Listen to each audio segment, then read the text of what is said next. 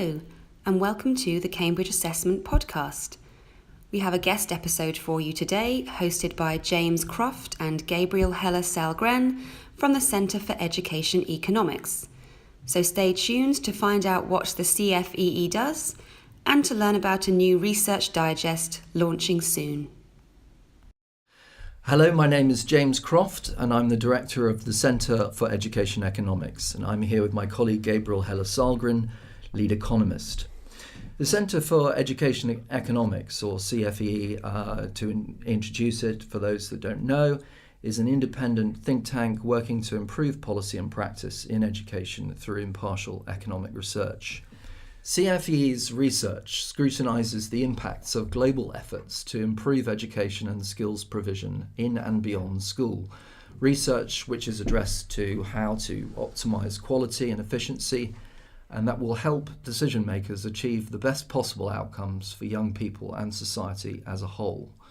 Education is, of course, crucially important for many of the policy outcomes that citizens and politicians care about. Gabriel, perhaps you'd like to expand on that.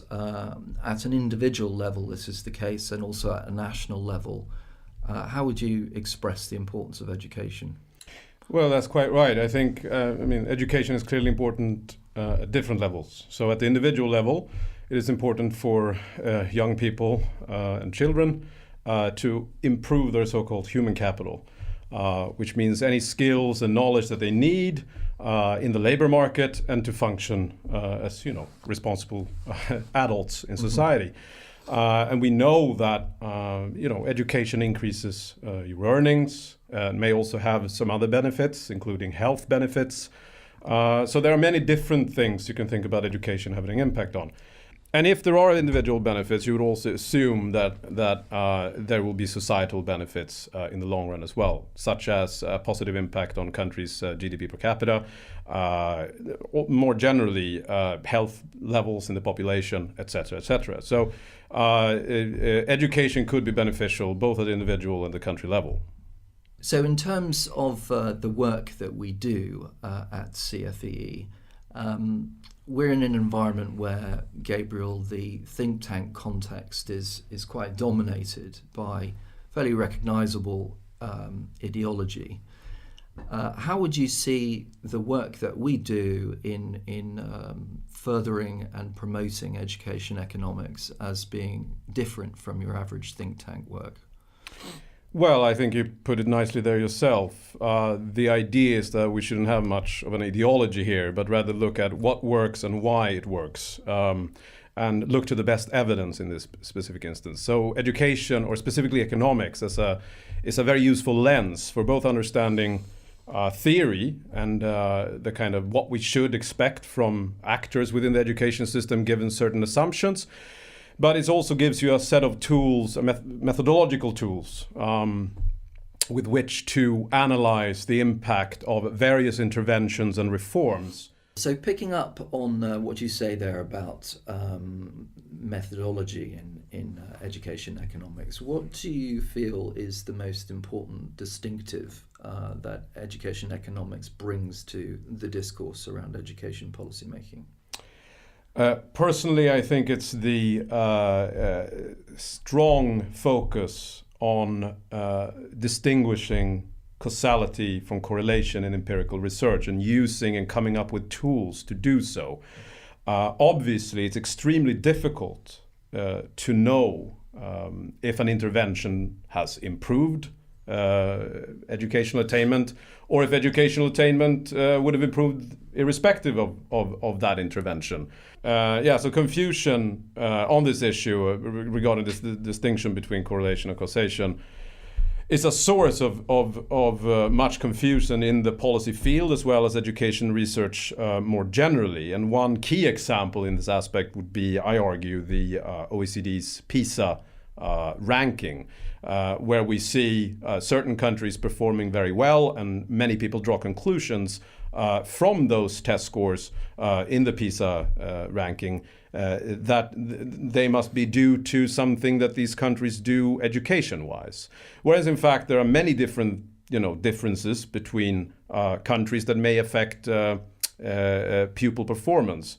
And the point about education economics is to use various tools, empirical tools, to get a bit closer to understanding what actually causes what, and what education reforms work and which ones do not, and perhaps what we can learn from other countries. So the work of CFEE is essentially twofold. At one level, and our primary objective is to influence policy in education. At another level, we seek to spread awareness of the insights of the discipline for practice. And there are various ways in which we seek to do that. We do it through our publications for our own, in our own research. We do it through events, through our research blog, and also through monthly and annual research digests, which we're going to tell you a little bit about now. CFEE has been producing for the last 5 years now a monthly research digest, which we've been growing slowly. And we do this partly for our own benefit, to track developments in the field, but also for the benefits of an increasing wide readership of researchers and policymakers in education and skills. Gabriel here is the editor of the publication. Gabriel, we've been at this for a long time. Why did we initially start the digest, and what do you think, what are the ways in which it's changing? Well, the idea from the beginning was to bring research to the policy community as well as practitioners that we thought would deserve attention, that didn't necessarily get the attention in the education community that it did deserve from this field of education economics. That was the original idea, and then bring basically new perspectives, new ideas into the field, to see what type of reforms we should pursue and perhaps which ones we shouldn't, and also which interventions in schools that we should pursue and which ones we shouldn't. So that was the basic idea from the beginning, and we did that by basically just having snippets of research, the so-called abstracts from the publications, as well as one specific editor's choice, where I explained at length a specific piece of research and the implications for policy and practice in detail. So we're seeking now to add value and extend the reach of the digest. What are some of the ways in which we're seeking to do that? Well, several different ways. First of all, we're adding much more material from the developing world. So we're adding a whole new commentary that will be written by Lee Crawford, currently advisor to the Rwandan Ministry of Education, who will focus on a specific piece of research from the developing world and explain that in detail.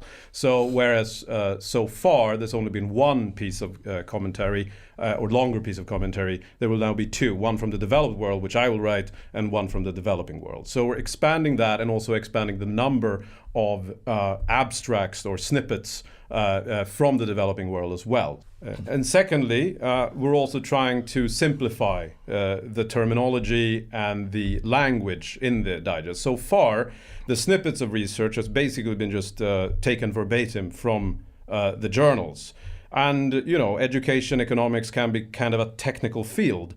So whereas so far I've done my best to simplify the specific piece of commentary that I write at length, we will now also do the same thing with the shorter abstracts. So it's going to be an expanded research digest with much more material in it, as well as an easier read, basically, for the layman.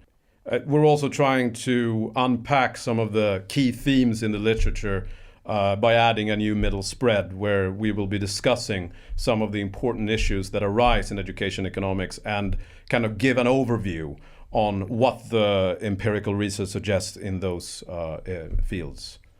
One such theme is the theme of incentives in education and the role of incentives. There's a fierce debate regarding the extent to which incentives could improve pupil outcomes. And these types of incentives, they include a wide range of different things. often associated with market and accountability-based education, such as the introduction of high-stakes standardized tests, government accountability, teacher performance pay, as well as financial rewards for pupils. So basically anything that shifts or affects the incentive structure for actors in the education system in one way or another. And this could obviously be positive in the sense that it may motivate the actors to do things better. At the same time, it might also have some negative side effects by incentive actors to game the system, for example, through teaching to the test, or outright cheating on tests to ensure that they reach the goals that they are incentivized to reach. So this is one example of something we explained in the latest digest, and there are similar themes that we will be exploring in the future ones. So the monthly digest is then intended both for policymakers and those who advise them. First, for researchers who can use the digest to be presented with research in an accessible and time-saving way, and can benefit from the insights of the commentaries that we offer on the editorial choices. And secondly, to inform and spread awareness of a discourse that is very important to outcomes from the education debate and from the whole process of applying policy and in seeing it through into practice. So we hope that this new digest will be a stepping stone for us to continue to build our efforts in both these regards. Looking down the road, we're hoping that this will, in due course, translate itself to a symposium on education economics and day conference, and that we will see the return of our annual lecture, hopefully later this year.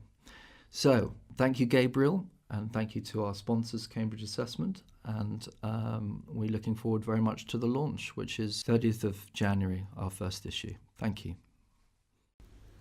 Thanks to James and Gabriel for guest hosting this episode of the Cambridge Assessment podcast. And thank you all for listening. You can find more podcasts on our iTunes and YouTube channels and by searching Podcast Gallery on our website. That's www.cambridgeassessment.org.uk.